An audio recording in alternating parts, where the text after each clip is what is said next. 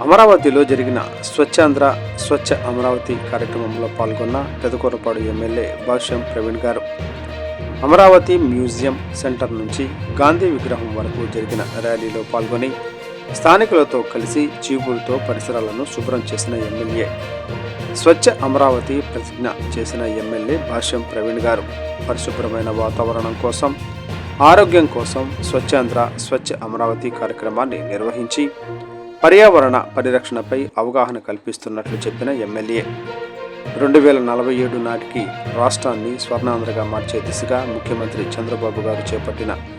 విజన్లో ప్రతి ఒక్కరూ భాగస్వాములు కావాలన్న ఎమ్మెల్యే నియోజకవర్గంలోని అన్ని గ్రామాల్లో పరిశుభ్రతను ప్రోత్సహించాల్సిన అవసరం ఉందన్న ఎమ్మెల్యే గతంలో అమరావతి రోడ్లు మొత్తం కూడా పరిశుభ్రంగా ఉండేవని ఇంకా మెరుగుపరిచేలా ప్రతి ఒక్కరూ కృషి చేయాలని అన్నారు ఎమ్మెల్యే అమరావతిని టెంపుల్ టౌన్ హెరిటేజ్ టౌన్గా తయారు చేయడం కోసం ప్రణాళిక సిద్ధం చేశామన్న ఎమ్మెల్యే ఈ కార్యక్రమంలో పాల్గొన్న ఎండిఓ పార్వతి గారు, మండల పార్టీ అధ్యక్షుడు మల్లాది విష్ణు గారు మరియు మండల నాయకులు